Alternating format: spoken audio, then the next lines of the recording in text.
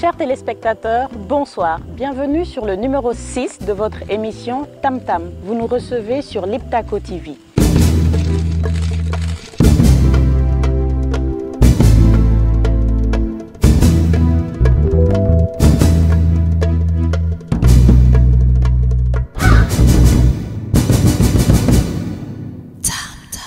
Vous nous recevez depuis les Rogniers sur Liptako TV. Pendant le Ramadan, nous changeons de formule. Nous partons sur une formule de débat. Et ce soir, nous avons 5 invités. L'APEC. C'est M. Ibrahim Mahaman. Je suis directeur de la formation et de l'assistance conseil à l'Agence de promotion des entreprises et industries culturelles. Le suivant. Voilà, moi c'est Eric Bi, animateur, promoteur culturel. Nous sommes Hima Ismail, directeur commercial de Jobala Production. Merci. Sur ma gauche. Je m'appelle Maï Ousmane, je suis directeur commercial et marketing de Niger Connexion. Et quant à moi, c'est Yaweno Armel Nicolas, manager général de Wassa Production. Ce soir, nos invités vont nous parler d'une manière générale de leur secteur d'activité. Qu'est-ce qu'ils font, à quoi servent leurs différentes agences, quelles sont les difficultés qu'ils rencontrent. Pour un départ, on va demander à M. Mahaman Ibrahim de nous définir quels sont les rôles de l'APEC. Je vous remercie de l'opportunité que vous nous donnez de présenter succinctement l'Agence de promotion des entreprises et industries culturelles.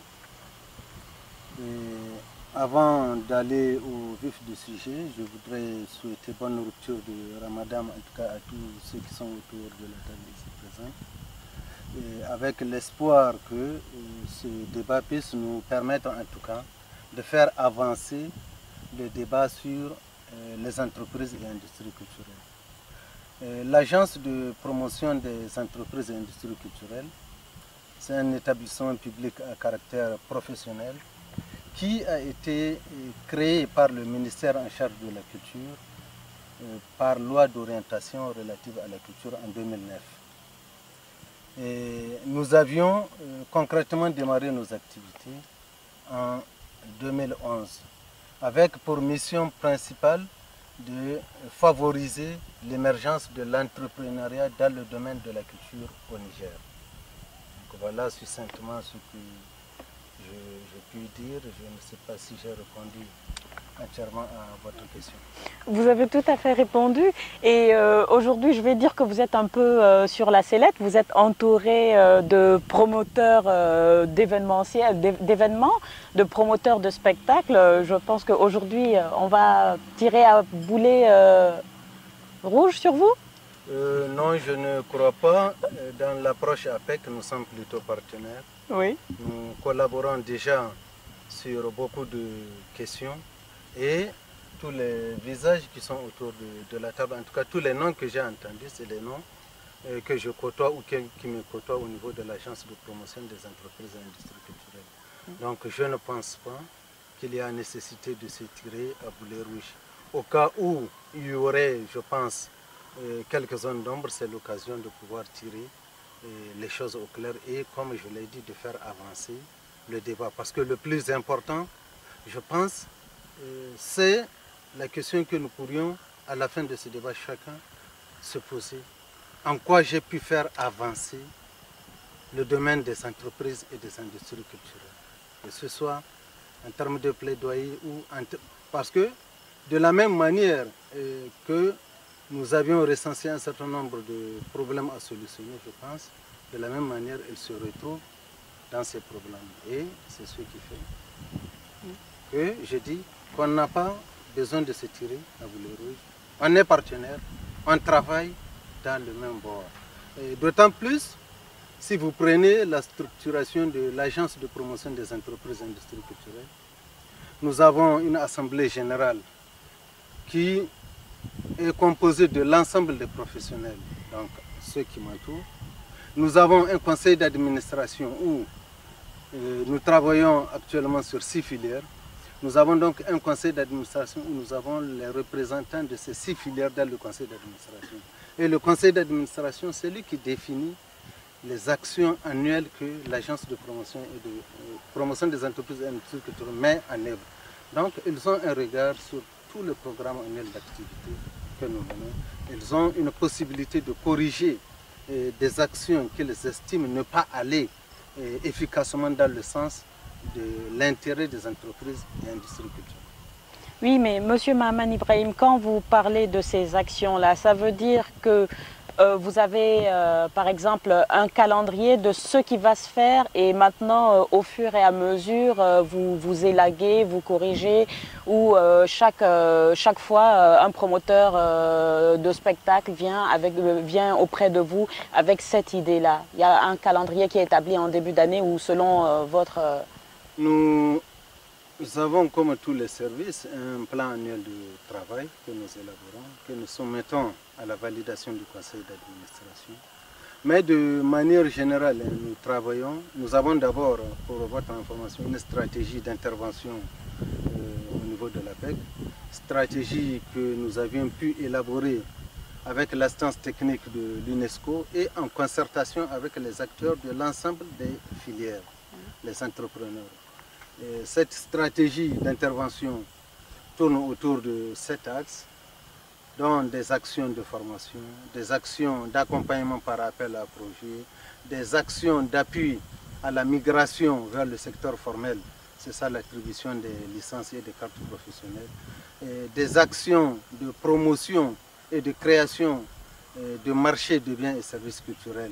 C'est ça que nous avions voulu schématiser à travers la foire des entreprises et industries culturelles, parce que nous avions toujours dit, pour qu'il y ait une entreprise, il faudrait qu'il y ait des biens et services culturels de qualité. Et nous avions donc en 2013 organisé la première foire des entreprises et industries culturelles pour créer une visibilité. Dans un premier temps, c'est en termes d'activité de plaidoyer, mais dans un deuxième temps, nous voulons que cette foire-là soit un marché de biens et services culturels. La première édition, nous l'avions organisée à Niamey. La deuxième, nous l'organiserons à Niamey. Mais le long terme voudrait que chacune de nos régions puisse disposer d'un marché de biens et services culturels. Niger Connexion, celui qui est plus connu sous le nom de Gigito. Monsieur Mahaman Ibrahim a parlé tantôt de formation. À votre niveau, avez-vous pu réellement ou concrètement bénéficier de ces formations-là? Bon, merci de m'accorder la parole. On va dire que, en gros, le ressenti en fait chez Niger Connexion, on n'a pas vraiment été formé, en gros. Après, on ne va pas dire que la PEIC n'a pas fait de son mieux. La PEIC a fait de son mieux, mais il reste encore beaucoup de choses à faire, d'après nous en tout cas. Je ne sais pas si c'est le même ressenti chez mes autres collaborateurs, mes autres partenaires avec lesquels en fait, on évolue dans le même milieu. Mais nous, chez nous, on a remarqué qu'il n'y avait pas à laisser aller, mais qu'il y avait beaucoup de choses à faire. Il reste encore beaucoup de choses à faire, ne serait-ce que sur le souci des licences. Chez nous, c'est un grand problème. Parce qu'on va dire qu'aujourd'hui, pour être reconnu, il faut qu'on soit catégorisé, qu'on se dise, ah, un tel, il a une licence, il travaille, il le fait bien. Qu'il ait des activités à faire ou pas, la loi demande à ce qu'il y ait une licence. Je sais bien que bon, la PEC n'a pas tous les moyens qu'il faut. Ils ne vont pas jouer aux gendarmes et aux voleurs, mais je pense qu'il faudrait un peu lever le bras plus haut encore. Il faut qu'il y ait plus d'activités qui puissent permettre aujourd'hui aux promoteurs de faire un événement avec l'aide des sponsors ou même l'aide d'un particulier, en sachant qu'on le fait, par exemple, aujourd'hui, nous, à Niger Connexion, on est en règle. Il y en a parmi nous qui sommes en règle, on est nombreux aujourd'hui. Par rapport au début, il y en a beaucoup qui sont... On a vu que ça a évolué. Mais aujourd'hui, il y a encore des gens qui font des événements. C'est un manque à gagner pour nous, sans licence. Je pense que pour avoir une licence, ce n'est pas super cher. Tout le monde peut prendre une licence. Tout le monde peut en faire en fait son métier. Il faut que ce soit un métier à temps plein. Il ne faut pas que ce soit... Aujourd'hui, je fais des événements, je gagne je ne sais pas combien d'argent, je me fais oublier et après, je reviens faire un événement. Après, nous, on n'est pas pris au sérieux. Ils ont dû vivre ce genre de choses. Quand tu arrives, quand tu dis que je suis entrepreneur culturel, c'est une appellation gratifiante. Mais au fond, la coquille, elle est vide. Le monsieur, il te dit en face, bon, qu'est-ce qui me prouve que quand vous avez une licence, ça va. Et quand il n'y a pas de licence, on a plein de confrères qui font des événements sans licence, qui ne prennent pas notre boulot au sérieux. Donc, il faut vraiment que l'APEC voit ce... Moi, c'est chez nous, en tout cas, Niger Connection, en tant que représentant de Niger Connection, c'est notre plus grand souci. Il faut qu'on formalise vraiment, il faut peut-être aller voir les responsables de salles, refuser de donner des salles à n'importe qui. Il faut qu'on annule un ou deux événements, que les gens le voient. Parce qu'aujourd'hui, il suffit juste d'avoir de l'argent pour faire un événement, et à perte souvent. C'est-à-dire qu'il y en a qui prennent de l'argent autour d'eux, ils font un événement, ça ne marche pas. Le public est spolié. Nous, après, on passe pour des escrocs. Donc, quand on retourne voir nos sponsors ou nos partenaires, ils ne nous prennent pas au sérieux. Et ça ne fait pas plaisir. Aujourd'hui, moi, c'est mon gagne-pain. On a tous eu un cursus. Et Dieu a fait qu'on finisse aujourd'hui dans l'entrepreneuriat culturel. On ne demande pas grand-chose au ministère ou à l'APEC, quoi que ce soit. On demande juste que l'APEC fasse son boulot de manière très rigoureuse. Nous, chez nous, à Niger Connection, c'est le plus important. C'est vrai qu'il y a eu une foire. Et une foire, certains ont participé, d'autres non. En gros, on va dire que c'était une réussite. Il faut encore plus de foires. Il faut au moins une foire annuelle. Et il faut que cette foire soit organisée par nous-mêmes qui sommes entrepreneurs culturels. Pas par l'APEC ou le ministère ou par un monsieur. C'est notre boulot. Qu'on nous donne en fait notre boulot dans nos mains, qu'on nous donne plutôt notre valeur dans nos mains et qu'on puisse en fait organiser. Cette foire, on doit l'organiser par exemple, moi de mon point de vue. Après, peut-être qu'il y a des raisons techniques ou administratives qui poussent à ce que l'APEC l'organise. Sinon, en gros, c'est tout ce que nous, on a, à Niger Connection, on a demandé en fait à l'APEC. Armel, je vous vois acquiescer à ce que Gigito dit. Bon, maintenant, pour ce qui est de l'organisation justement de cette foire par vous et pour vous, quel est votre point de vue? Maintenant, si vous suivez, vous vous alignez à cette idée ou pas? Mais tout à fait, parce que déjà, si on nous demande d'avoir une licence, c'est-à-dire d'être en règle, il ne revient plus à l'APEC d'organiser automatiquement. Parce que si l'APEC se met à la place des promoteurs ou bien des organisateurs d'événements, vous voyez que là, le bas blesse. Maintenant, qu'est-ce qui se passe? Il faut forcément on peut être d'accord que la première édition soit organisée par l'APEC parce que c'est une idée qui est venue de l'APEC, tout ça. Mais nous aussi, nous sommes des promoteurs d'événements et on organise des événements sérieux dans ce pays et les gens savent de quoi nous sommes capables. Donc, l'APEC doit faire appel à tous ces acteurs-là, quitte à lancer un appel à projet, déjà, afin que les entreprises elles-mêmes puissent fournir des dossiers compétitifs, c'est-à-dire c'est comme n'importe quelle entreprise qui va sur un marché. Donc déjà, moi je pense bien que déjà c'est un des premiers critères qui permet déjà à tous ceux qui n'ont pas de licence d'aller vers la licence. C'est-à-dire quoi aujourd'hui? Si l'APEC, parce que moi, honnêtement, je parle en tant que manager général de WhatsApp, position que je représente, je ne peux pas concevoir ni comprendre. Déjà, je dis que le débat n'est pas autour de l'APEC. C'est vrai, le débat n'est pas centré autour de l'APEC, mais juste pour pouvoir aller, parce qu'il y a beaucoup aussi de problèmes qui minent encore ce secteur. Gigito l'a dit, hein, on a embrassé comme on appelle le secteur culturel par passion et autres, mais on a d'autres diplômes. Mais qu'est-ce qui se passe? Si le ministère de la Culture, on a vu tellement des cas de prix d'Angoumou et d'autres événements que le ministère elle-même organise à travers les régions. Je me dis, mais en ce moment, où est le rôle de l'entrepreneur culturel qu'on veut que nous soyons? Ça devient délicat parce que si moi, en tant qu'Armel, je suis détenteur d'une licence que maintenant, qui ne coûte plus rien, voilà, et que demain, voilà, le ministère ou bien l'APEC organise, ça devient un souci. Donc pour demain, il faut forcément lancer un appel à projet, un appel à candidature pour permettre aux entreprises elles-mêmes, et quitte à l'entreprise de fournir un peu les dossiers qu'il faut, les moyens qu'il faut, nécessaires, et puis afin d'organiser. Ça, c'est le premier aspect. Le second aspect, c'est que dans n'importe quel pays au monde, moi j'ai l'habitude, Dieu merci, dans la culture à voyager beaucoup avec les artistes, à aller un peu partout. Vous ne pouvez pas venir quelque part organiser un événement comme ça. Parce qu'un événement, le cas, moi je le dis, on a vu le cas au Bénin où un artiste a organisé un concert au stade où il y a eu beaucoup de gens qui sont morts. C'est vrai, c'est des choses qui ne sont pas bons à dire à la télé, mais je peux pas le dire pour que nos jeunes qui arrivent, qui pensent que Armel s'est levé, il a créé WhatsApp Position, c'est pas comme ça. Il faut quand même derrière tout un mécanisme d'organisation. Parce qu'un événement ne s'organise pas comme ça. Et nous tous qui sommes ici, nous savons comment s'organiser les événements. Et c'est là l'avantage de la licence. Demain, quand tu organises un événement et que tu as en face de difficultés, tu es reconnu par l'État. Parce que la licence est autorisée parce que par décret. Donc quand on dit décret, ça veut dire que c'est les tests de loi qui l'ont permis, Voilà. Donc, pour dire que au Niger, n'importe qui se lève est organisateur d'événements. Des commerçants, ils sont organisateurs d'événements. C'est vrai que, voilà, je peux comprendre. Mais il faut forcément que nous tous, nous respectons un peu les règles en matière d'organisation d'événements. On ne peut pas empêcher, on est dans un secteur libéral où on est sur un marché concurrentiel où Niger Connexion, Jobala Production, Eric et autres, nous sommes des partenaires, mais à des fois aussi nous sommes concurrents, mais positivement. Nous savons que nous organisons des événements pour le public et autres. Donc je pense bien qu'il est temps. Il est temps pour nous tous parce que, moi je le dis aujourd'hui, Gito, tu le rappelles, on a beaucoup fait le débat sur, moi j'ai dit, la licence n'est pas une priorité pour moi. Avant je le disais, mais aujourd'hui c'est primordial parce que si je veux vraiment qu'on me respecte, il faut forcément que j'ai une licence. Et sans ça, je n'ai pas ma place dans le game comme on aime le dire. D'accord?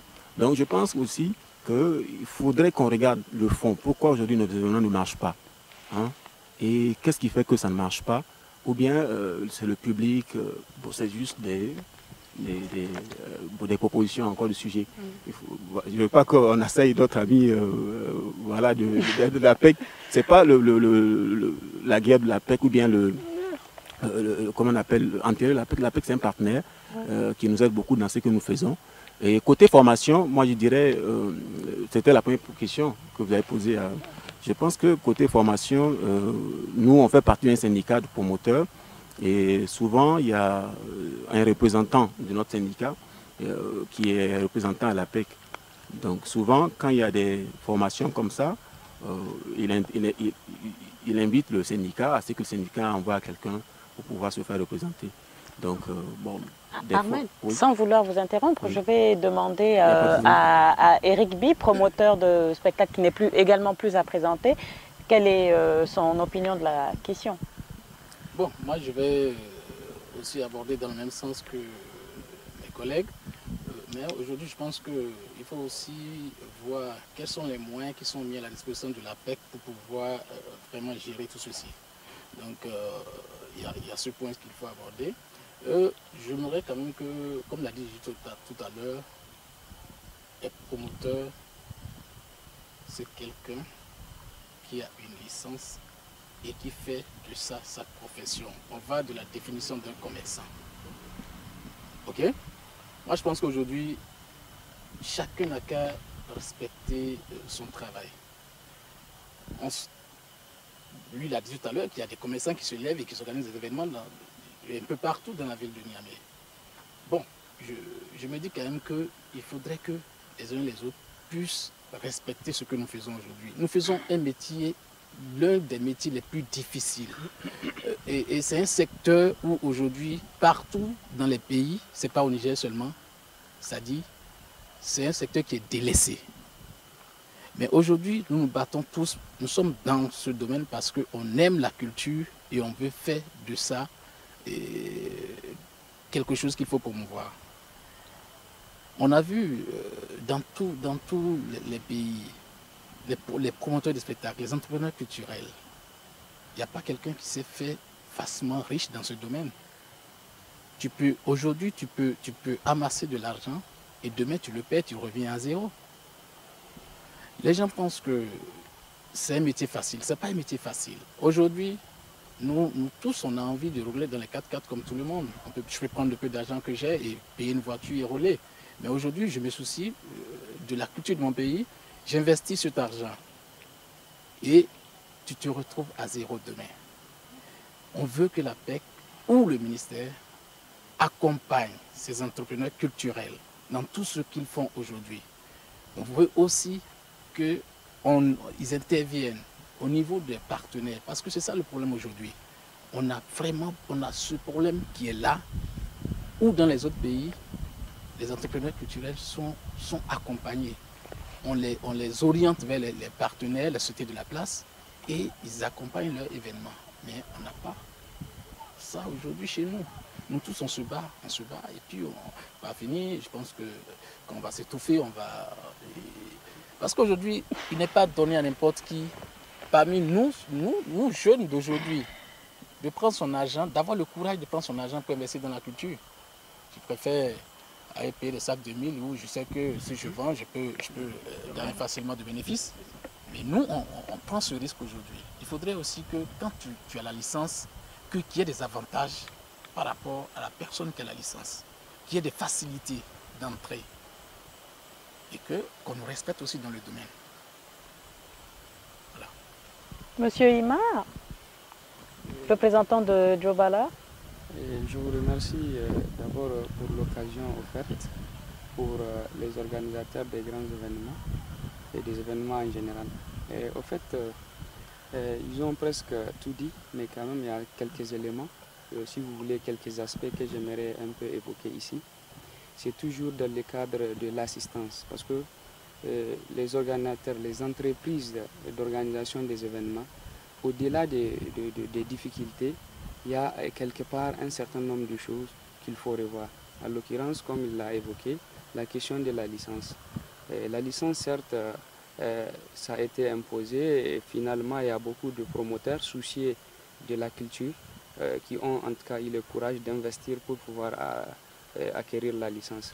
Mais toujours est-il dit, il faut nécessairement permettre à d'autres jeunes de pouvoir en tout cas obtenir la licence et pouvoir s'intégrer au lieu de se permettre d'organiser des événements, c'est-à-dire d'une manière, si vous voulez, clandestine et comme on appelle, contraire au principe. Au-delà de cet aspect de la licence, il y a aussi, si vous voulez, des événements qui sont organisés par, si vous voulez, les ministères, si vous voulez, les gouvernements en général, par l'occurrence avec, je crois, COJ. Tous ces événements-là, je pense qu'il est nécessaire d'associer les entreprises et leur permettre eux-mêmes de pouvoir montrer leurs capacités. Parce que c'est les entreprises qui sont en contact direct avec les artistes. La promotion des artistes, la promotion des événements. Aujourd'hui, en termes de production, nos entreprises ont fait leur preuve. Ils ont eu à investir dans pas mal d'actions engagées par des artistes qui n'ont pas les moyens, mais qui ont les capacités de faire promouvoir la culture nigérienne. Parce qu'il faut se le dire, la culture, elle est, en tout cas, elle nous permettra de faire ressortir notre identité.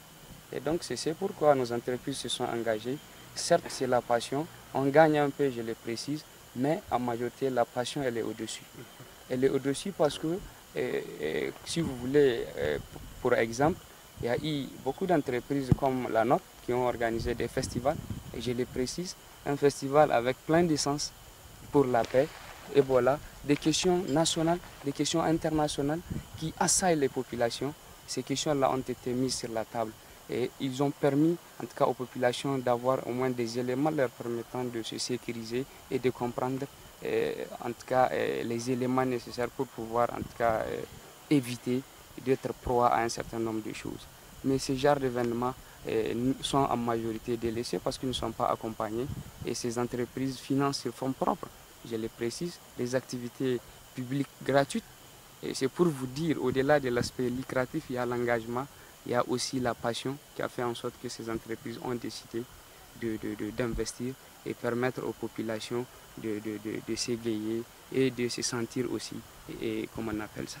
Et donc, je pense qu'au-delà de tous ces aspects, j'aimerais un peu demander à l'endroit du représentant qui est là, faire en sorte que ce message passe à l'endroit des autorités. Il faut qu'au niveau de la PEC, que nos entreprises soient encore impliquées, que nos entreprises soient accompagnées. Parce que ce n'est pas seulement la PEC. Même la structure elle-même, elle n'a pas assez de moyens pour son fonctionnement. Je pense que le moindre, c'est d'accompagner nos entreprises, leur créer des ouvertures à l'extérieur, tout comme à l'intérieur du pays.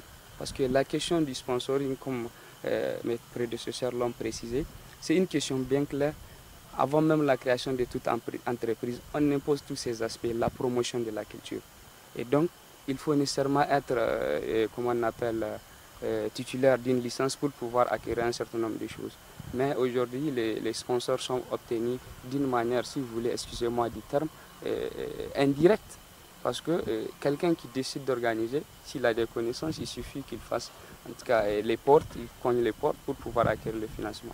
Or, je pense que nous pouvons toutefois aider ceux qui ont l'envie de faire à travers nos entreprises, mais il faut que les entreprises soient au cœur de ces actions, au cœur de la demande d'un certain nombre d'appuis. Donc, au-delà de tous ces aspects, je pense qu'une synergie d'action nous permettra de faire rayonner notre culture, parce que la culture, je le précise, c'est le moteur. C'est un point clé du développement. Il faut d'abord qu'on se sente. Il faut qu'on se sente nigérien à travers la promotion de ces événements, à travers aussi nos entreprises. Beaucoup d'actions peuvent être entreprises, en l'occurrence dans le cadre de la paix. Et il faut le préciser. Oui, mais Monsieur Ima, bon, ça c'est vrai qu'on est en train d'aller sur une autre question.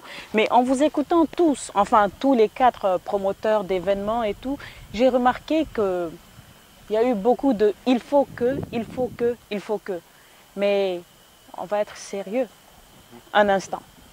Je pense que vous étiez tous là, comme j'étais là à Niamey, je pense 2 semaines ou 1 semaine avant le début du Ramadan.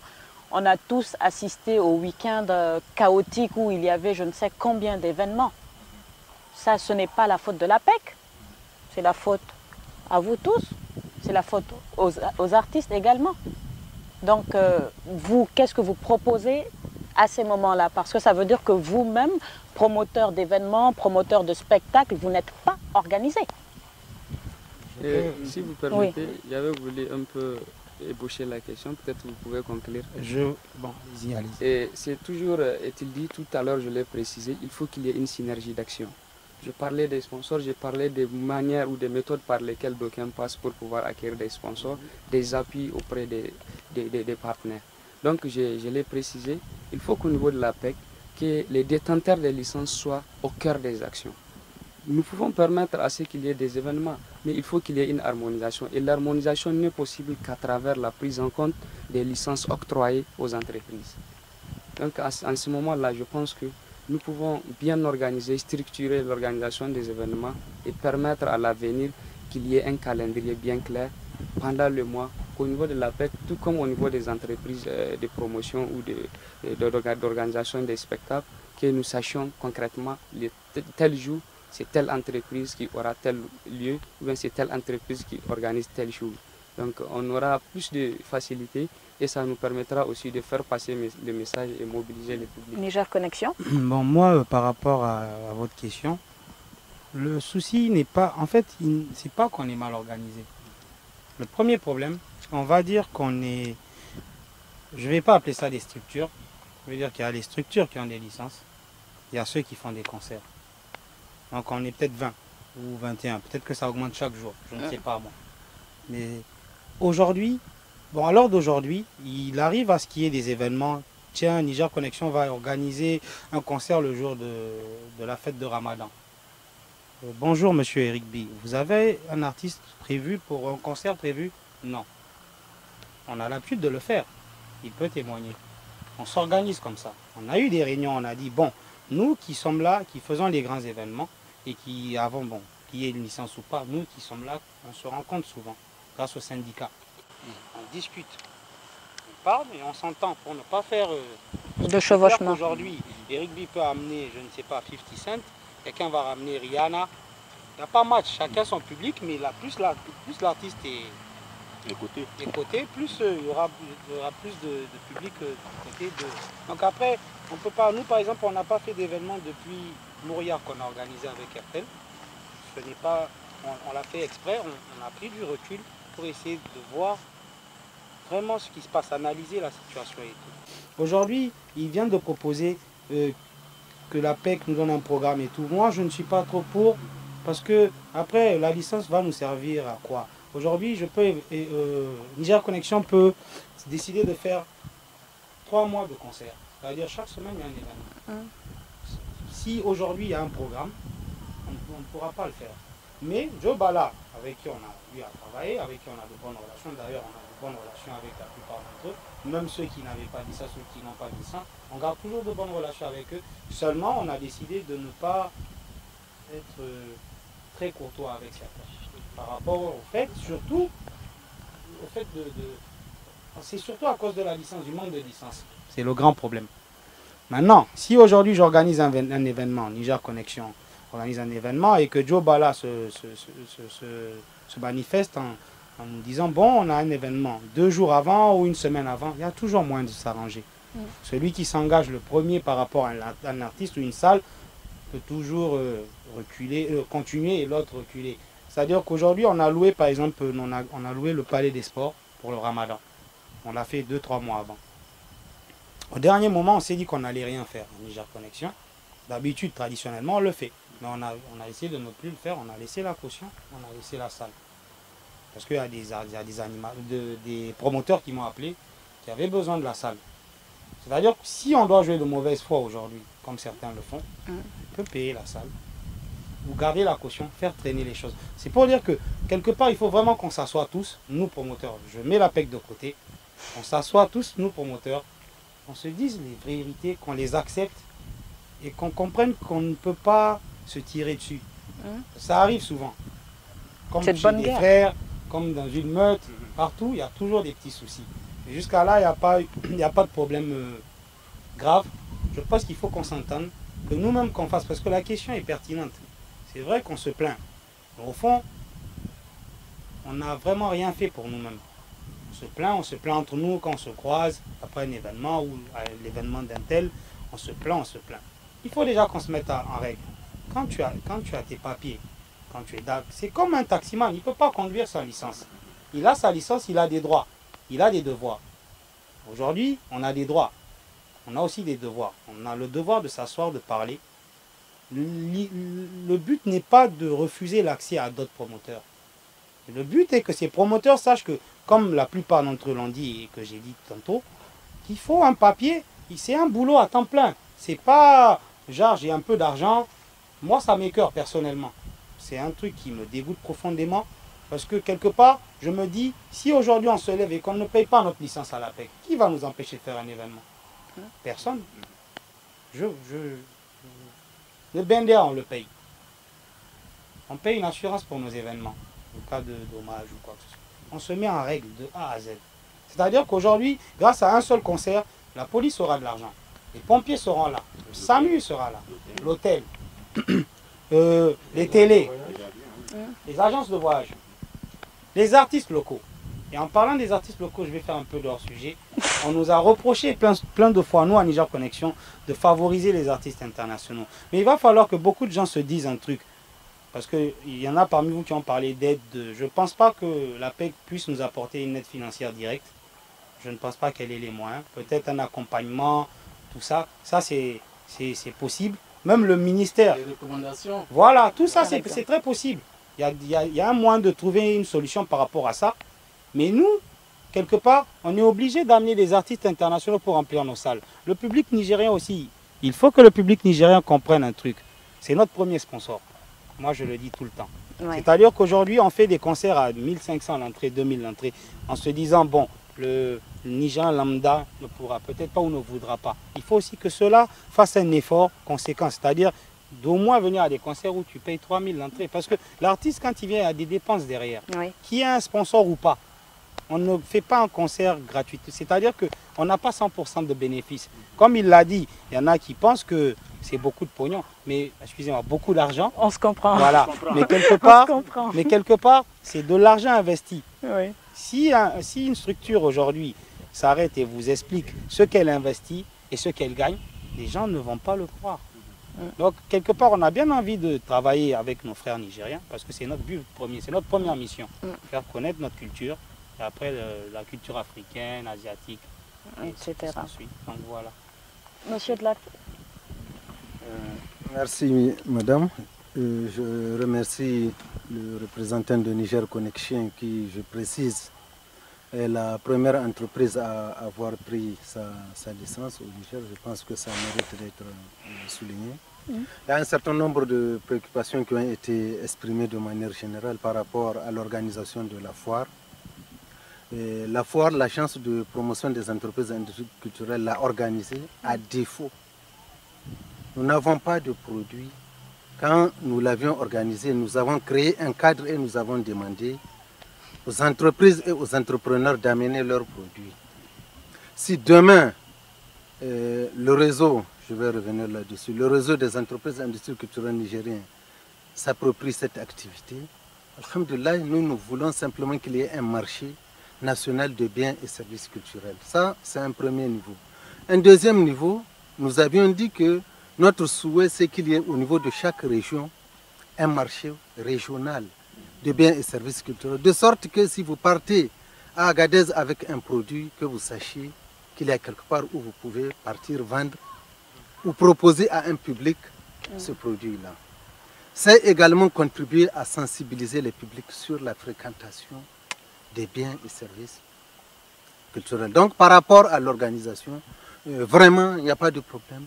L'APEC l'a organisé pour stimuler, pour amener les gens à réfléchir et amener le public à fréquenter. Au-delà même d'une seule foire qui regrouperait l'ensemble des biens et services culturels, ça peut être des foires par filière. Vous avez entendu des grandes foires comme Dakar Art pour rien que les arts plastiques. Et vous voyez des grandes activités comme le Massa qui s'organise rien que pour les compagnies, la musique, danse, théâtre. Donc, on peut spécifier aux besoins. L'essentiel, c'est de créer des cadres pérennes où le public peut partir, trouver des biens et services. Maintenant, de manière générale, j'ai entendu qu'est-ce que l'APEC a fait depuis sa création pour l'intérêt général des entreprises et industries culturelles. Je pense que je peux me permettre, en plus de la foire que j'ai citée, de dire un certain nombre d'outils d'accompagnement que nous avions développés. Nous avions produit un outil qu'on a appelé guide de l'entrepreneur culturel. Ce guide-là, c'est un outil qui permet, en tout cas, à quiconque veut entreprendre dans le domaine de la culture, d'avoir des éléments d'information sur l'environnement des entreprises et industries culturelles. Mais au-delà de l'environnement des entreprises et industries culturelles, parce qu'une entreprise culturelle qui marche, c'est simplement une entreprise, tout court. Donc l'environnement des entreprises au Niger. Nous avions développé un partenariat avec la Chambre de commerce et ses différents services techniques. Nous avions développé un partenariat avec l'ANIPEX, l'Agence pour la promotion de l'exportation. Vous comprenez qu'il est important, s'il y a des produits de qualité, que nous leur trouvions des débouchés à l'échelle internationale. Non seulement faire à travers la foire consommer, faire en sorte que les Nigériens consomment les produits culturels nigériens, mais qu'on aille à la conquête des marchés régionaux et internationaux. Nous avions développé un site web de l'APEC, où vous pourriez d'abord, si vous le souhaitez, retrouver l'ensemble des licenciés, en tout cas tous ceux qui ont pris la licence APEC, ils sont là-dedans, avec toutes les informations nécessaires pour les contacter, parce que c'est important, un entrepreneur ou quelqu'un qui veut développer un partenariat au Niger, à travers le site de l'APEC, il peut savoir ceux qui ont la caution officielle pour organiser le spectacle. Parce que... Oui, mais justement, Monsieur Maman Ibrahim, je vous interromps la dernière question avant l'instant pub. J'aimerais savoir, qu'est-ce que l'APEC fait contre les promoteurs de spectacles qui n'ont pas de licence, qui travaillent sans licence? Quelles sont les mesures de rétorsion? Il y a des dispositions de répression qui ont été prises dans le décret qui institue la licence. Mais voyez-vous, nous avions voulu utiliser une démarche tout à fait pédagogique. Et nous avions voulu sensibiliser. Quand nous avions fixé le tarif de la licence, nous sommes partis consulter les entrepreneurs culturels. La licence A, à l'époque qui était la plus élevée, faisait dans les 750 000. La licence D, qui était la moins chère, coûtait 200 000. Alors après 2 ans d'exercice, nous avions réalisé qu'il y a que 7 entrepreneurs qui ont pris la licence. Nous nous sommes posé la question. C'était peut-être le coût qui était important.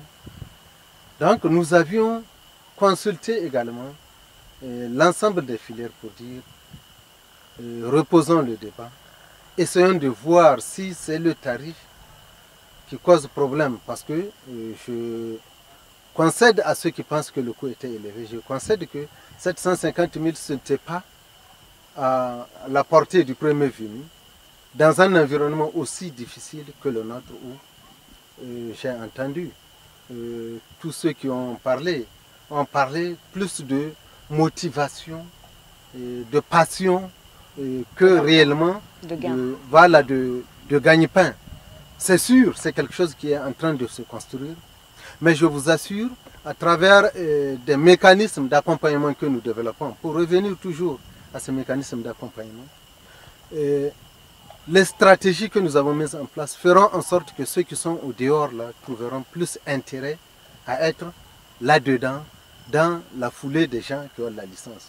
Pour une raison toute simple. Je vous ai parlé du conseil de l'Assemblée générale de l'APEC. Mais quand l'APEC aura atteint sa vitesse de croisière, l'Assemblée générale sera constituée exclusivement des licenciés. C'est eux qui définissent le programme d'action. Nous avons telle faiblesse, nous voulons que l'APEC nous accompagne à résoudre telle préoccupation. Nous avons tel besoin, nous voulons que l'APEC nous accompagne à résoudre ainsi. Donc voilà un peu. Maintenant, ce que j'ai dit, au-delà de cette stratégie, il y a des outils d'accompagnement. Monsieur Eric, vous le connaissez. Nous n'avons pas beaucoup de moyens, mais nous avions par exemple un parc automobile où nous avions fait un tarif spécial pour les licenciés. Nous avons un minibus par exemple de 15 places que nous mettons à la disposition de tous ceux qui ont la licence à 30 000 francs simplement sur 3 jours. Au-delà de 3 jours, c'est 10 000 francs par jour pour toute l'utilisation, pour toute la durée. Ça, c'est pour un tarif spécial licencié. Mais au-delà de ça, nous avions écrit à l'ensemble des directions régionales de la culture. Nous avions demandé au ministre d'initier une lettre, la lettre qu'il a envoyée, pour demander à toutes les institutions culturelles d'attirer l'attention, d'exiger la licence avant l'organisation des spectacles. Oui. Mais vous aviez tout à l'heure dit qu'il vous semble que les entrepreneurs ne sont pas structurés, il n'y a pas suffisamment de synergie. C'est peut-être vrai, ils ont dit qu'ils travaillent ensemble, mais déjà au niveau de l'APEC, nous sommes préoccupés également de créer cette synergie, ce qui nous a amené il y a moins d'un mois à mettre en place le réseau national des entrepreneurs culturels.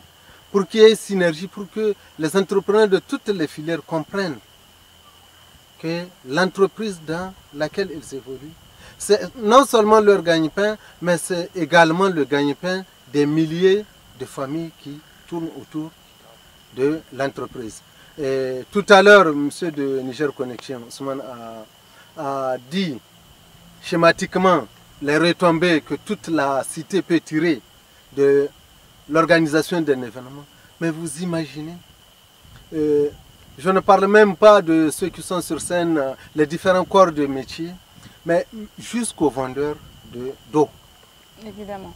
Jusqu'à ceux qui proposent, tout le monde tire ses avantages à travers la culture. Maintenant, je dis, pour l'événementiel, parce que ce n'est pas simplement que l'événementiel qui nous intéresse au niveau de l'APEC. Nous avions organisé une formation de 12 directeurs de festivals, ce qu'on a appelé les festivals faiblement structurés. Comment amener un directeur de festival à pérenniser son festival? Parce que vous voyez-vous, la grande difficulté, il faudrait que l'entrepreneur le comprenne. La grande difficulté, c'est cette tradition de gratuité du festival. Vous organisez un festival parce que simplement vous avez des sponsors, vous organisez toujours des entrées gratuites. Le public ne comprend pas qu'il y a un travail ardent qui est fait par le créateur, qui est fait par le directeur du festival pour mobiliser tous ces financements. Et vous imaginez que vous rendez service à une star comme Denke Denke si vous organisez un festival où il va se produire, même si vous, directeur du festival, vous lui faites un cachet d'1 million, où il va se produire gratuitement. Non, le public aura le sentiment que c'est toujours ce musicien d'à côté. Monsieur Maman, avant de continuer de parler des artistes qu'on invite, on vous offre un instant pub.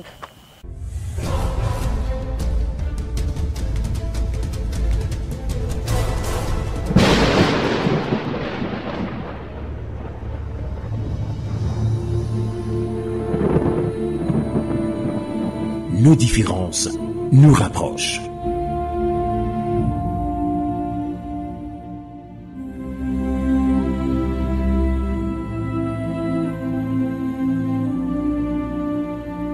Notre différence est notre force.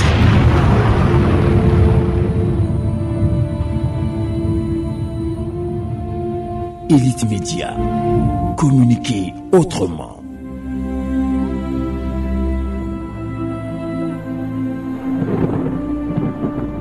L'esprit créatif.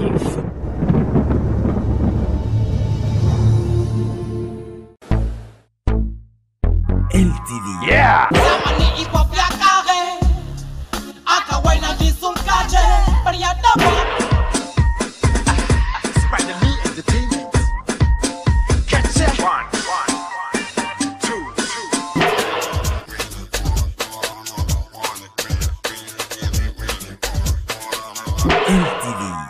Une référence pour la jeunesse. Bonjour à tous et bienvenue dans votre émission. Aujourd'hui encore, on a gardé le meilleur pour vous.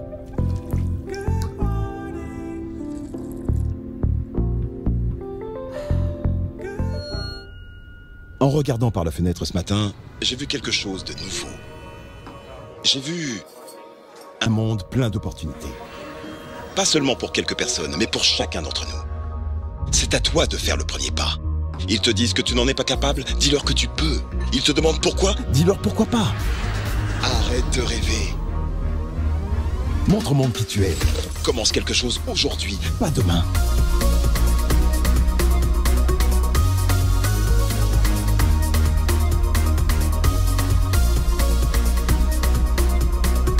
C'est à portée de main. Et tu sais que tu peux le faire. Tout commence avec un Nescafé. Tu sais que nous vivons notre rêve.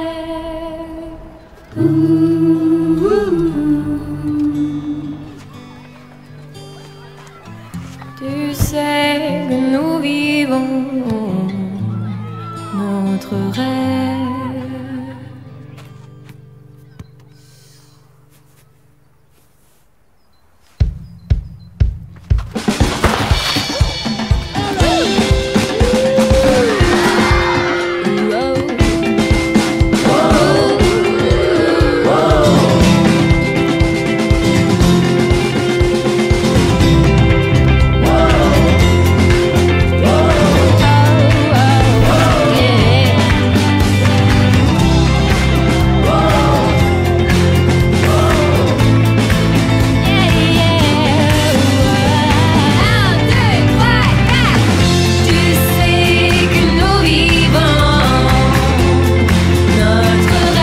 Je vis mon rêve.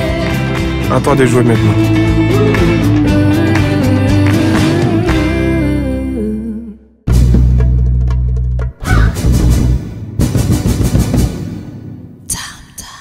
Chers téléspectateurs, vous êtes sur votre émission Tam Tam. Messieurs, avant l'instant pub, je vous annonçais qu'on parlerait des artistes qu'on invite. Et ça va être le côté d'ailleurs le plus mordant de l'émission. Vous de l'APEC, je pense que vous êtes au fait de ce qui se passe dans le milieu culturel. C'est votre métier de l'être. J'aimerais savoir, et je ne vais pas faire semblant, je ne vais pas mâcher mes mots, comment sont calculés ou comment sont attribués les cachets des artistes? On se connaît, hein, on est tous du métier, on sait que certains événements ont récemment subi de gros couacs. des artistes fâchés, le public fâché, les gens ne sont pas payés. Qu'est-ce qui se passe? Qu'est-ce qui s'est passé? Je vous remercie. Je ne suis pas sûr que c'est l'APEC qui puisse vous donner la réponse à cette question. Je laisserai plutôt les professionnels. Effectivement, moi, je suis même prêt à bondir sur cet aspect. Effectivement, je pense qu'en matière de cachet, il n'y a pas un standard pour qu'on dise le cachet tel est à tant. Tout dépend du promoteur qui va vers l'artiste, honnêtement. J'ai envie d'amener un artiste, je ne sais pas, voilà, pour un concert, je discute avec lui et je signe avec lui. Voilà. Maintenant, pour ce qui fait que peut-être que les artistes arrivent et que peut-être ils sont fâchés ou bien ils n'ont pas été payés ou bien il y a eu des couacs, c'est que organiser un événement n'est pas une chose facile. Je le dis toujours, quand on organise un événement, souvent on met principalement 2 ou 3 choses. C'est-à-dire que tu mets ton effort physique, intellectuel et puis financier. Donc voilà un peu. Et vous vous retrouvez à la fin de ce spectacle et que ça n'a pas marché, vous voyez, un peu durant tout ça, c'est que ça fait. C'est que ce qui s'est passé, les derniers événements un peu à Niamey, on les a vécus franchement comme des choses qui doivent arriver, qui sont arrivées. Les artistes, quand ils arrivent, avant d'arriver, ils prennent déjà la moitié de leur cachet, surtout les internationaux. Et même aujourd'hui, Dieu merci, les artistes nigériens aussi l'exigent. Ils prennent déjà la moitié de leur cachet. C'est quoi le cachet? C'est qu'on paye à ces artistes, quand je parle de cachet. Voilà. Maintenant, quand ils arrivent dans le pays, c'est que dans le contrat que vous signez souvent avec ces artistes, dès qu'ils arrivent soit dans le pays ou bien avant qu'ils montent sur scène, il faut payer la seconde moitié. Maintenant, ce qui se passe, c'est quoi? C'est que vous vous retrouvez des fois, et qui n'est pas professionnel d'ailleurs, parce que vous ne pouvez pas d'avance, moi je le reconnais, compter pour qu'un événement marche pour payer l'artiste. En réalité, dès que vous invitez l'artiste, avant qu'il n'arrive, vous devez tout faire pour avoir un peu le cachet. C'est-à-dire la totalité de la somme d'argent que vous lui devez. Parce que déjà, vous lui avez déjà envoyé un billet d'avion et une moitié.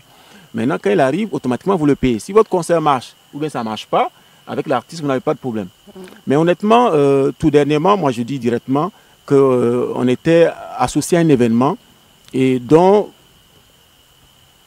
on n'était pas beaucoup prudent. Je le dis, c'est un événement qui s'est passé le 23 mai ici, où on avait invité des artistes. Et au cours de l'événement, il y avait un promoteur qui était devant, honnêtement, qui est venu d'Abidjan. Et sur l'événement, ce promoteur a essayé d'associer, parce que, il n'avait pas le droit d'organiser un événement ici. Donc il s'est approché d'un promoteur d'ici, et c'est là que tout est parti. Oui. Armel, excusez-moi, je vais aller droit au but. Eric, on a parlé de toi. Tout à fait. Je te tutoie parce que voilà, tu es mon frère, on est déjà ensemble. On a parlé de toi. Armel a peut-être été impliqué dans l'histoire, mais on a moins entendu son nom que le tien. Eric, voilà, c'est Eric. Tu as été accusé de tous les fléaux de la terre. Justement. Donc aujourd'hui, tu as peut-être la tribune pour expliquer clairement ce qui s'est passé, sans couverture. Vous me donnez l'opportunité de m'expliquer aujourd'hui par rapport à tout ce qui s'est passé. C'est vrai qu'on a parlé de moi parce que je suis un promoteur de spectacle et je suis resté devant ce spectacle. Et comme Amel l'a dit, en fait, j'étais un associé par rapport à ce spectacle. Mais voulant bien organiser les choses, je vais expliquer tel à tel les choses.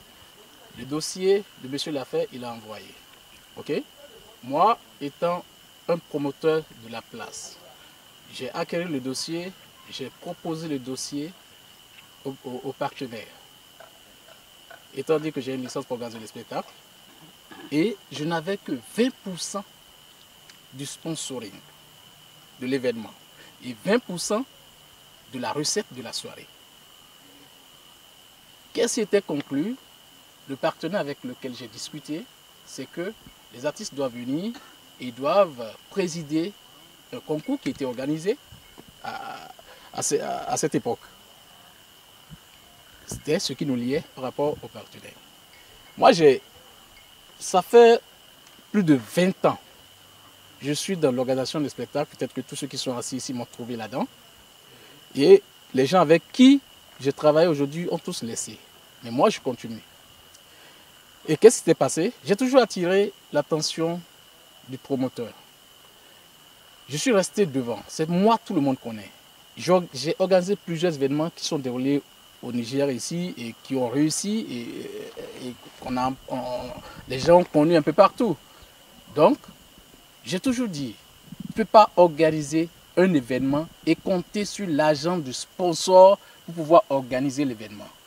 Moi, quand j'organise mes événements, si j'ai un budget de 12 millions, j'ai au moins les 25% du budget qui provient de moi. Ça veut dire que si j'ai un événement de 12 millions, ça dit au moins il faut avoir le minimum, engager tout ce qu'il y a à faire et ne pas attendre le partenaire. Parce que si tu dois attendre un partenaire, tu ne vas jamais organiser un événement. Ça, c'est clair. J'ai toujours attiré l'attention du monsieur.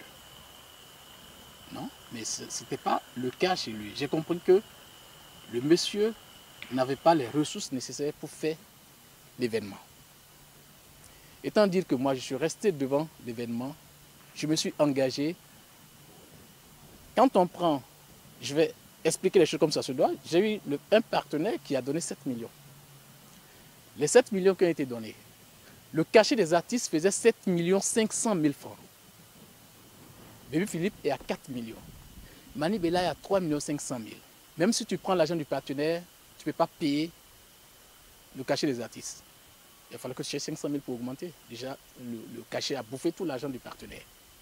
OK? Il y avait les billets d'avion des artistes qui coûtaient jusqu'à 4 millions. Puisque Mani Bella est venu avec 4 personnes du Cameroun. Et Baby Philippe est venu avec 5 personnes d'Abidjan. Déjà, il y a plus de 4 millions qu'il faut débourser pour les billets des artistes. Le Palais des Sports était à 1 500 000. Faites les calculs, ça fait déjà plus de 5 500 000 qu'il faut que le promoteur ait au moins sur lui pour pouvoir gérer les choses. Sans parler des aspects organisationnels. Et j'ai toujours dit à ce monsieur, tu ne peux pas organiser un événement sans avoir le minimum. Moi, quand j'ai pris l'argent du partenaire, je pouvais enlever mes 20% de 7 millions, ça faisait 1 400 000, et puis je n'ai rien à foutre du reste, puisque c'est ce qui nous liait. Mais mon honneur était en jeu. Même le pourcentage que je devais prendre sur l'argent de sponsoring, je ne l'ai pas pris. Je l'ai perdu. Parce que cet argent, je l'ai mis encore pour réorganiser l'événement. OK? Aujourd'hui, quand on fait le point de l'événement, à peine on s'est retrouvé avec une recette de 2 millions, 2 millions 100, 2 millions 300. OK? Et comme Ahmed l'a dit tout à l'heure, je pense que pour tout un bon organisateur, tu ne dois pas compter sur l'argent du partenaire pour payer tes artistes. Et j'ai toujours attiré l'attention de ce monsieur là-dessus. Aujourd'hui, j'ai actuellement plus de 4 millions que moi, personnellement, je suis en train de payer. D'abord, je n'ai pas reçu mon pourcentage. Je n'ai pas reçu, la soirée n'a pas marché pour que je puisse, même si c'est les 2 millions 100 qui a eu, moi je pourrais enlever mes 20% de ça, je l'ai perdu. Mais pour mieux faire la chose, je me suis sacrifié. J'ai payé, actuellement j'ai pris des engagements, je suis en train de payer plus de 4 millions dans une organisation de spectacle que moi personnellement, je n'ai pas organisé, j'ai été associé. Quand vous prenez le sport, vous allez voir, Champion Picture en collaboration avec AE Communication. Mais je pense que moi, je suis prêt à encaisser les coûts du moment où je suis resté devant l'événement. Je suis d'accord que les gens ne font que parler de moi aujourd'hui, mais il faut qu'on rentre dans les détails. Toutes les dépenses qui ont été faites, quand j'ai pris l'argent, le monsieur a voulu que je lui envoie l'argent à Abidjan pour payer les artistes. Attends, moi, je ne sais pas aujourd'hui, j'ai commencé l'événement. J'ai pris le contact des managers. J'ai envoyé 2 millions à Baby Philippe, 2 millions à Mani Bella. parce que ça m'en a dit à Exé qu'ils prennent 2 millions avant. J'ai payé tous les artistes pour qu'ils soient présents, pour honorer d'abord leur présence à l'événement du partenaire. Parce que je ne suis pas un amateur. Je ne peux pas t'envoyer 4 millions à Abidjan. Et si tu fermes ton portable et tu disparais. J'ai fait tout ceci parce que tout simplement, moi je voudrais que les choses réussissent. Je voudrais que les choses réussissent. Mais aujourd'hui, les gens ont dit que je suis parti avec 15 millions. Je pense que si je voulais partir avec de l'argent, quand j'ai pris les 7 millions du partenaire, je peux ne pas engager les choses et j'allais partir avec les 7 millions. Mais ce n'est pas ça mon souci aujourd'hui. Cet événement, j'ai pris des coups, je suis d'accord. C'est mon boulot. C'est moi qui suis resté devant les choses. Et quand on prend la recette et l'argent du partenaire, ça ne fait pas 15 millions. Mais aujourd'hui, les gens ont raconté tout sur moi. Je suis d'accord qu'on dise, qu'on parle mal de ça, mais il faudrait que les choses soient claires. J'ai organisé plusieurs événements ici où je n'ai jamais eu de problème pour ne pas payer un artiste. J'ai fait venir plusieurs artistes de la France et de partout, de la sous-région. Mais je n'ai jamais eu ce problème. Mais il faudrait qu'on explique les choses. Cet événement, je n'ai été qu'un associé. Mais j'ai tout fait pour que cet événement puisse se réussir. J'ai pris beaucoup de coups. Je pense que si je n'étais pas courageux, aujourd'hui, je ne serais plus dans le spectacle. Mais je vais continuer à me battre parce que tout simplement, j'aime la culture, j'aime ce que je fais. Et je le fais pour une population qui aime ce que je fais. Je le fais pour une jeunesse qui veut voir les artistes venir un peu partout. Je t'interromps, Oui. évidemment. De toute façon, c'est un métier où il est su qu'on prend des coups, ceux qu'on mérite et même ceux qu'on ne mérite Bien pas. sûr, bien sûr. Mais au regard, enfin, en écoutant ce que tu dis, tu as joué de naïveté finalement. Oui. Comment quelqu'un qui est averti, quelqu'un qui fait ce travail depuis plus de 20 ans, comme tu nous l'as rappelé, comment tu as pu jouer de naïveté sur ce coup-là? Tout le monde, enfin je continue, moi je ne fais que te retracer les échos de la rue que tu as entendu, mais tout le monde dit que Eric sur ce coup-là c'est associé à un escroc. Donc quand on travaille avec quelqu'un, le b.a.-ba, le bon sens veut qu'on se renseigne sur la personne, les agissements de la personne, les habitudes de la personne. Je pense que si j'ai pu quand même gérer la situation jusqu'à la venue des artistes, c'est parce que quelque part j'ai quand même eu des informations sur ce monsieur. La raison pour laquelle je l'ai pas, quand j'ai pris l'argent, je ne l'ai pas envoyé l'argent, ce qui a même frustré le monsieur pour dire non que c'est lui l'organisateur de l'événement. Je dis non, mais tu es organisateur de l'événement, mais c'est moi qui suis resté devant l'événement ici. Je ne peux pas me permettre de prendre l'argent et de te donner comme ça se doit. Aujourd'hui, je pense que si cet événement avait drainé du monde comme ça se doit, aujourd'hui, on ne sera pas là à parler, dire ceci, cela. Mais il y a eu aussi, ça c'est la nature, je pense que le jour où cet événement a eu lieu, il y a eu un vent qui n'a pas permis à tout le monde de se déplacer. Et je pense que pour le choix des artistes, pour qu'un événement marche, il faut aussi choisir les artistes qui sont en vogue. Et je pense qu'entre ces deux artistes, si on me dit aujourd'hui que Baby Philippe et Mani Bella ne peuvent pas remplir le Palais des Sports, aujourd'hui, ce spectacle qui s'est passé fait peur à d'autres promoteurs de spectacles et ça met en réflexion tous les promoteurs de spectacles. Eric, tu me tends la perche justement. En parlant de réflexion des promoteurs de spectacles, artistes en vogue, que ce soit au Niger ou partout dans le monde, Gigito de Niger Connexion. Aujourd'hui, ce n'est pas la première fois qu'un événement pareil, qu'un raté pareil arrive dans notre pays. Maintenant, dans le futur, comment vous comptez rattraper le coup avec les artistes? Parce qu'ils vont se dire, c'est arrivé une fois au Niger, c'est arrivé 2 fois dans ce pays-là. Quand on nous envoie, quand on part chanter pour eux, ou quand on part prester pour eux, ils ne nous payent pas. La vitrine Niger est un peu sale. Comment vous la nettoyez? Bon, par rapport à ça, récemment, j'ai un collègue, bon, un ami plutôt, qui vit à Abidjan, qui m'a appelé parce qu'il y a un artiste qui devait venir à Niamey, bon, qui doit venir récemment, je ne sais pas si ça tient toujours, pour me demander, ah tiens, tel promoteur, tel monsieur veut faire venir, tu penses que voilà, c'est bien, c'est pas bien. Moi, j'ai dit à la personne que c'était possible, que ça aille bien. Le souci, c'est qu'aujourd'hui, nous, je comprends ce qui est arrivé à Eric. Ça m'a surpris, en fait, que ça se passe comme ça entre nous. Il le sait, on a eu à travailler ensemble à Niger Connection. À un moment, il était avec nous. Avant ça, avant d'être à Niger Connection et de travailler avec nous, on travaille ensemble. Bon, il nous aidait plus quand il était avec Djadja. Oui. On est d'accord. C'est un garçon avec qui j'ai eu de bons rapports. J'ai toujours de bons rapports avec lui. Il s'est passé ce qui s'est passé. J'ai été surpris, honnêtement.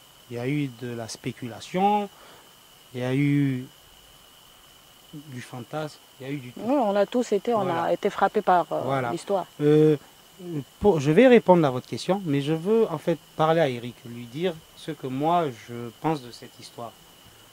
Eric, tu sais, on va se dire les choses telles qu'elles doivent être, telles qu'elles doivent être dites. Par rapport au fait que tu dises que Champion te dit qu'il est... Parce que c'est Champion, on le sait tous, c'est pas un secret de secret de Polichinelle plutôt. Et Champion n'est pas organisateur légalement. Tu l'es, toi, sous couvert de sa licence. Voilà pourquoi nous, en Niger Connection, on ne veut pas faire ce genre de truc. C'est juste un petit conseil. Donc aujourd'hui, il est arrivé ce monsieur, d'après ce que tu viens de nous dire, vous avez fait une affaire, c'est tout à fait normal. Il est organisateur, tu l'as aidé à gérer les trucs, tout se passait très bien. D'ailleurs, l'événement pour lequel vos artistes étaient jurés était organisé par Niger Connection. On s'est croisés dans les coulisses, on a discuté et tout ça. Au final, ce monsieur, on va dire qu'il t'a roulé, parenthèse. C'est le mot, parce que moi j'aime bien parler franchement. Donc il t'a roulé quelque part. Je suis vraiment désolé qu'il t'est arrivé ce genre de choses, parce qu'aujourd'hui, quand on est dans le milieu, on ne le souhaite pas à quelqu'un parce qu'on sait ce que ça fait. Même quand les choses se passent naturellement et qu'il n'y a pas trop de monde et que le concert n'a pas marché, on passe une mauvaise nuit. On se relève le lendemain en se disant que ça va aller, mais on passe une mauvaise nuit. Aujourd'hui, Eric, tu m'excuseras, mais je pense que tu l'as dit, tu es très professionnel. Tu t'es fait avoir, tout le monde se fait avoir. Je ne pense pas que ça puisse arriver peut-être à l'avenir, mais la faute t'incombe. Parce que tu n'es pas quelqu'un de niais, tu n'es pas quelqu'un de pas intelligent. Moi, je vais te dire ce que j'ai appris par rapport à cette histoire.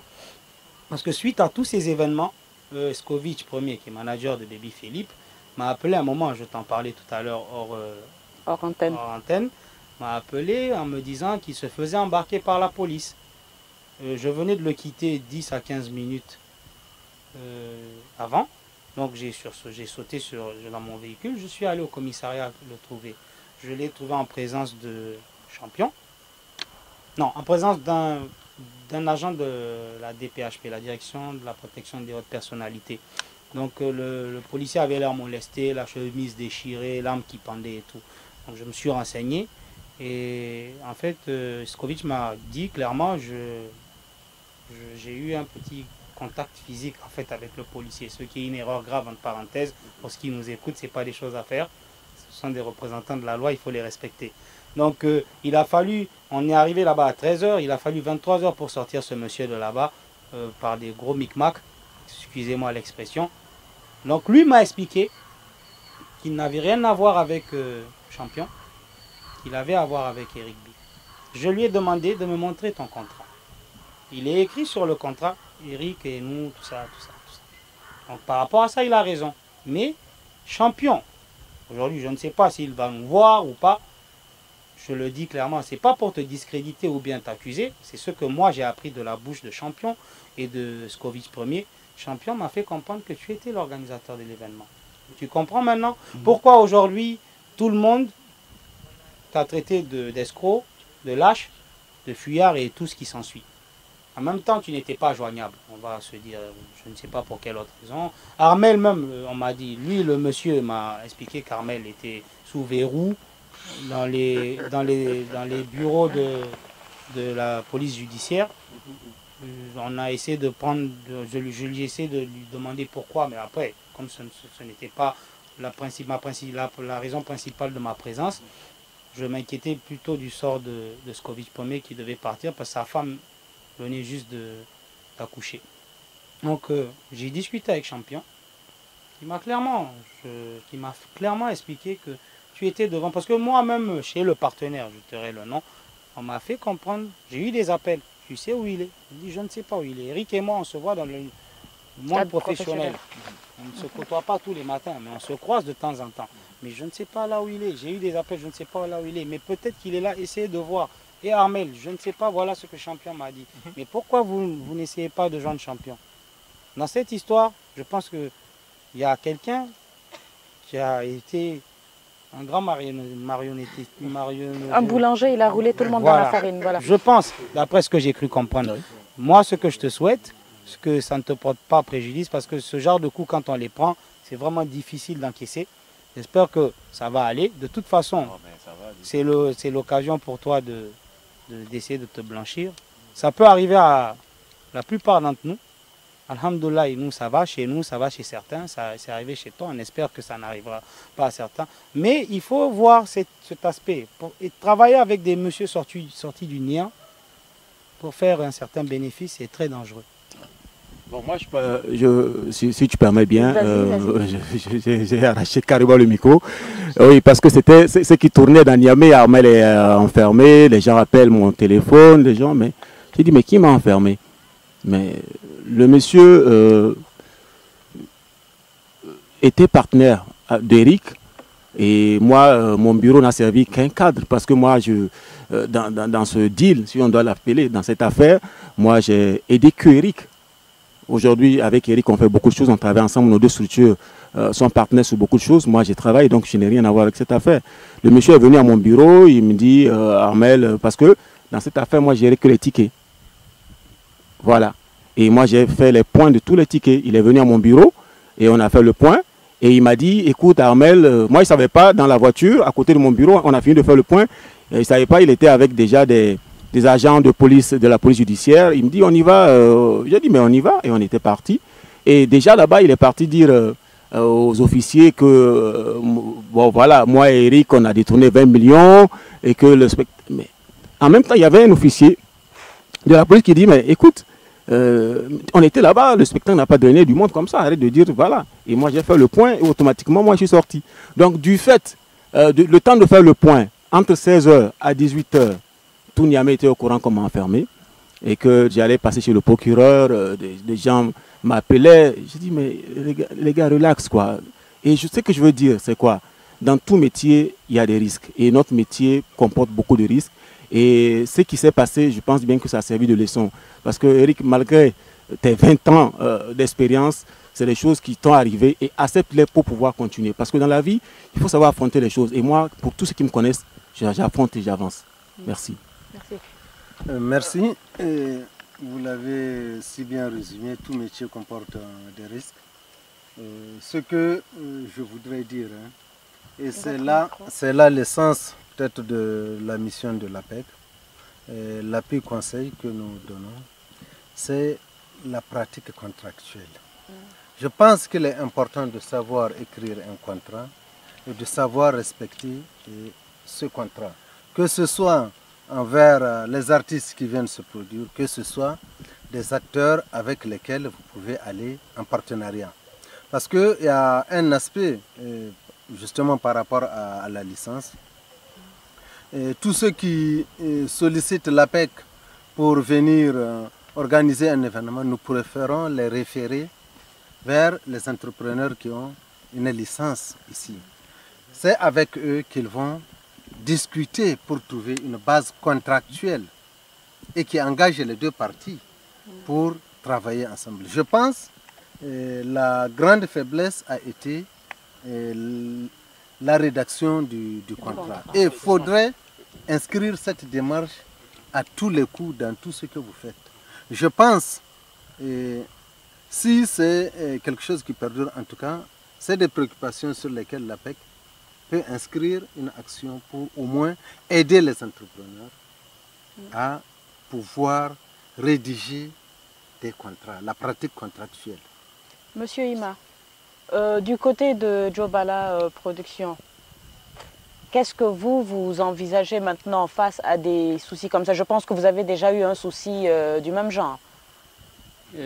Donc, comme on dit, les conséquences conseillent bien que les conseils. Nous avons été animés par un sentiment de compassion lorsque nous avons appris ce qui s'est passé. Mais la seule chose que nous avons à dire ici, c'est de les préciser, comme l'a dit le monsieur de l'APEC, c'est de savoir comment rédiger les contrats. Parce que quand on n'organise pas, on doit aussi prendre au moins le soin de mettre au devant celui qui organise par rapport au contrat. Parce que le contrat n'engage que celui qui organise. Le partenaire, il est censé suivre et gérer les actions sur le terrain. Donc voilà ce que je pense. À notre niveau, en tout cas, nous avons pris le soin d'être vigilants par rapport à ce genre de situation. Et que je pense que nous allons à l'avenir encore continuer à réfléchir et prendre des mesures, si vous voulez, excusez-moi du terme draconienne, pour que les artistes de l'extérieur, tout comme de l'intérieur, puissent au moins finir à bon terme ce qui nous lie. Donc peut-être je profiterai de l'occasion pour aussi engager ou bien demander aussi une fois de plus un appui pour les artistes, parce que cette situation, si on l'a vécue ou on continue à la vivre par rapport aux artistes internationaux, c'est tout simplement parce que quelque part nos artistes, ils ont le talent, il faut que l'APEC les accompagne pour que nous puissions travailler avec eux et éviter d'exporter. Monsieur Ima, je vous interromps pour l'instant Switch on Time d'Airtel.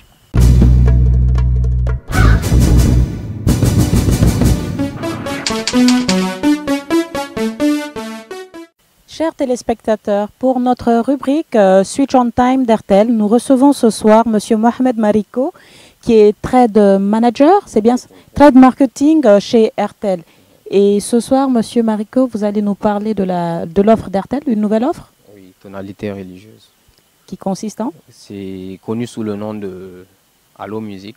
La tonalité religieuse, elle permet d'activer une tonalité d'attente quand on appelle. Donc, pour souscrire, c'est soit le 19, on appelle au 1919 ou on compose le étoile 409 dièse. Une fois composé, il y a le menu qui s'affiche. Et là, vous sélectionnez l'option.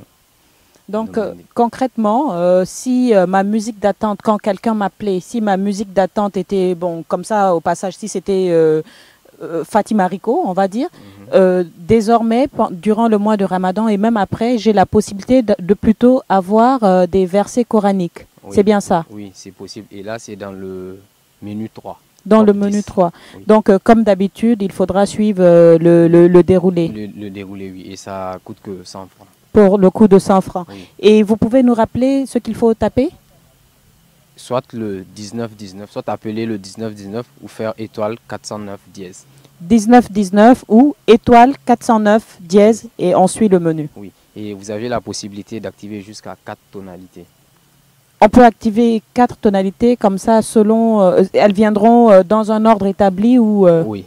D'accord. Et elles coûteront aussi 100 francs chacune. Toujours. Oui. Donc ça fait qu'on se retrouve avec un total de 400 francs si on veut les 4 tonalités. Oui. On a le choix entre 4 tonalités. Oui, le mois. Le mois. C'est une offre qui est valable juste pour le mois du Ramadan? Non, c'est pas juste pour le mois du Ramadan. En fait, pour le mois du Ramadan, on a juste changé le nom. C'est devenu tonalité religieuse. Okay. Mais après ça, si tu veux, tu gardes les versets coraniques. Ou si tu veux, tu pars avec la tonalité voulue. D'accord. Et tu peux copier aussi la tonalité de celui que tu appelles en appuyant juste sur étoile. Et ça va coûter aussi 100 francs. 100 francs. Oui. Et vous pouvez une dernière fois, Monsieur Mariko, rappeler pour nos téléspectateurs le code, le procédé? Le procédé. Pour souscrire, on appelle le 1919 ou on compose le étoile 409 dièse. Le 1919, vous suivez les instructions. Et pour le étoile 409 dièse aussi, il y a le menu qui s'affiche et vous suivez aussi les instructions. Merci Monsieur Mariko. Je vous en prie. C'était l'instant Switch on Time d'Airtel.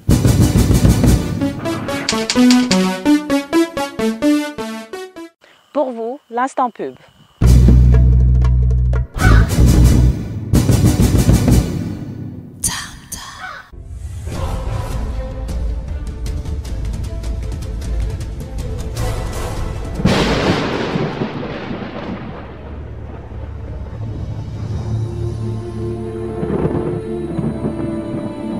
nos différences nous rapprochent.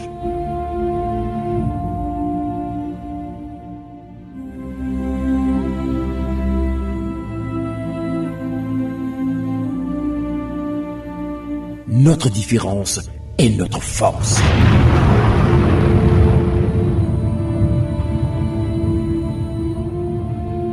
Elite Média.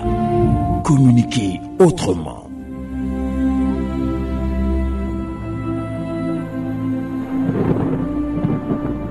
L'esprit créatif.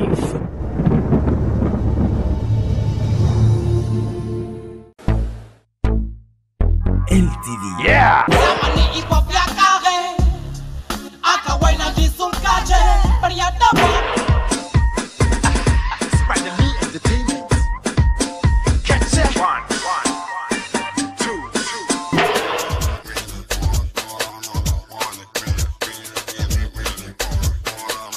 LTV, une référence pour la jeunesse.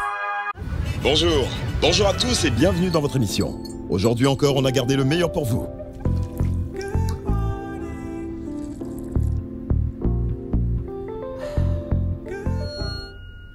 En regardant par la fenêtre ce matin, j'ai vu quelque chose de nouveau. J'ai vu un monde plein d'opportunités. Pas seulement pour quelques personnes, mais pour chacun d'entre nous. C'est à toi de faire le premier pas. Ils te disent que tu n'en es pas capable, dis-leur que tu peux. Ils te demandent pourquoi, dis-leur pourquoi pas. Arrête de rêver. Montre au monde qui tu es. Commence quelque chose aujourd'hui, pas demain.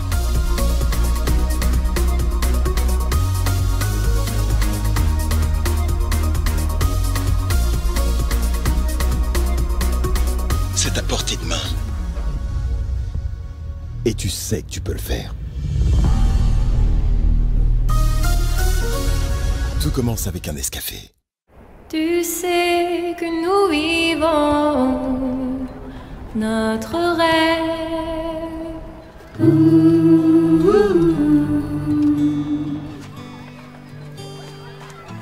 Tu sais que nous vivons notre rêve.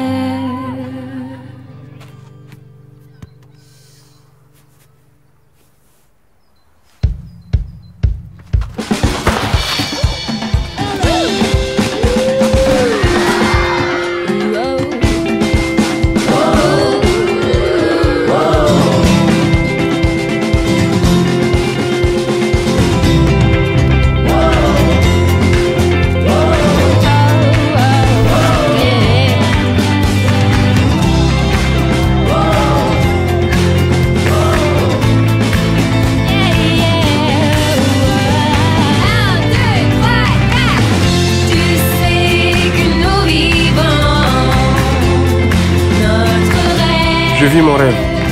À toi de jouer maintenant.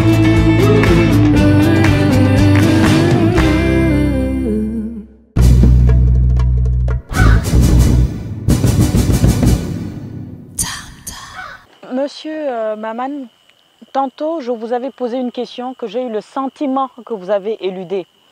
Au regard justement de ce qui s'est passé, les incidents qui se sont déjà passés avec Jobala Productions, qu'Eric a pu avoir, où un certain promoteur travaille sans licence, voilà, quelles sont les mesures, encore une fois, répressives que vous pouvez employer contre ceux qui produisent sans licence?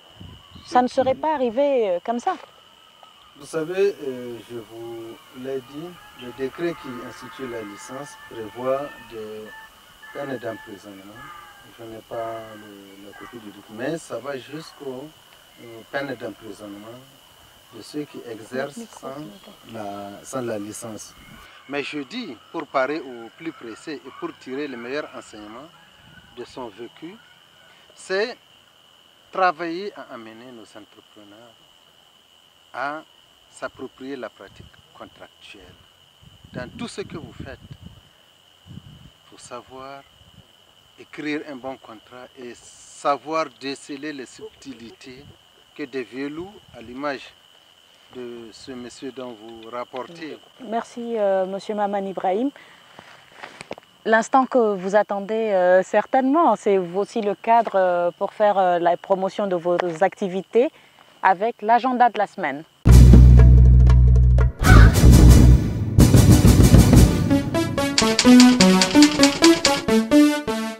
Et qui commence, Armel? Merci. Avant l'agenda de la semaine, je tiens à remercier la télé Liptako pour cette belle émission en ce temps de carême, Elite Media et tous les partenaires qui ont pris la bonne décision d'être là. Et pour revenir à l'agenda de la semaine, on sort un album, un artiste à moi qui s'appelle Kaf Lagaf, qui est déjà un artiste qui avait fait une présentation le 31 mai 2014 et qui doit sortir l'album qui s'appelle Lokchoto, l'heure a sonné, en Zarma, le jour de la fête de Ramadan au CCFN, un prix symbolique de 2000 plus le CD. Et on invite tout Niamey, tout le monde à venir voir un peu. C'est du hip-hop local, c'est du hip-hop hardcore, c'est du hip-hop du ghetto. Donc on espère que tout Niamey, et d'ailleurs même tu es invité, hein, et espérons que tu vas mettre le feu. Voilà, donc, merci. 2000 francs. 2000 francs, c'est une entrée unique, 2000 francs plus CD, oui, le jour de la fête. À quelle heure? 20h30, et vraiment on va démarrer à 20h30, Inch'Allah, afin qu'avant minuit, que tout le monde y parte. Heure de fête. Heure de fête, jour de fête. Merci bien. Niger Connexion, vous avez un événement? Oui, je vais faire comme Armel. Je vais remercier ceux qui ont fait en sorte que qu'on soit sur ce plateau, c'est-à-dire Elite Media, Oumou d'abord, Elite Media, Liptako TV, et je pense que le sponsor officiel c'est RTL Niger. Je remercie Hamid aussi pour le clash de tout à l'heure concernant mon assortiment. L'assortiment de ma tenue et du canapé. Tu aurais quand même pu me prévenir avant que j'arrive comme ça. Donc nous, à Niger Connexion, traditionnellement on fait des événements le jour de la fête de Ramadan et de Tabaski. Bon, cette fois-ci, comme je l'ai dit tantôt, on va prendre du recul. On va plutôt faire une saison, c'est-à-dire que l'été est là, c'est un nouveau concept, je ne peux pas vous en dire en fait plus, c'est juste qu'il y aura plusieurs événements, des showcases, normalement en tout cas il y aura des showcases avec plusieurs artistes dans plusieurs endroits de la capitale pendant 2 à 3 mois. Nous espérons inviter. Vous êtes toutes, bien sûr quand vous êtes invités. Vous êtes invités, on va faire la fête en famille et on espère que le public nigérien sera là. C'est vrai que souvent c'est difficile pour eux de suivre les nouvelles tendances, parce qu'on ne leur propose pas, peut-être que la faute vient des promoteurs, de nous-mêmes, on ne leur propose pas de nouveaux concepts. Donc chez nous, on essaye d'innover, on essaye de ne pas rester dans le traditionnel et de faire en sorte que tout le monde s'amuse et tout le monde s'enjaille, comme on dit. Donc voilà, c'est tout pour moi. Je vais remercier tous ceux qui ont participé à cette émission, Elite Media et surtout Liptako TV, sur la chaîne sur laquelle passe cette émission. Et je vais profiter pour annoncer un événement. Comme vous le savez déjà, nous sommes dans l'événementiel et on ne pourra que vous proposer du lourd. Donc le jour de la fête du Ramadan, au Palais des Congrès de Niamey, à partir de 20h, vous aurez donc la 2e édition de Liptako Award. Liptako Award qui est, vous le savez déjà, c'est un événement qui récompense les meilleurs artistes et sportifs de l'année. Alors, il y aura plein d'artistes qui ont venu de l'extérieur et aussi de chez nous. Tal National sera de la partie avec Orco 5, MDM Crew. On aura aussi des artistes, des humoristes qui vont venir. Le Magnifique qui va venir une fois de plus encore pour nous égayer en humour. Et pour la première fois, vous aurez sur scène aussi Clémentine Cléclé, qui est la femme de Gou. Alors tout ceci sera donc organisé le jour de la fête au Palais des Congrès de Niamey. Le prix d'entrée c'est 5 000 francs CFA. Beaucoup de choses vont se passer. Venez nombreux soutenir bien sûr vos artistes qui vont recevoir leur prix. Moi je pense que c'est une très belle initiative de Liptako TV, puisque chaque année, il faut récompenser les meilleurs artistes de l'année, les meilleurs sportifs, c'est une bonne chose. Venez nombreux, amenez vos familles pour voir ce spectacle, qui sera l'un des spectacles de ce Ramadan 2015. Il s'agit bien sûr de la nuit du Ramadan. Merci.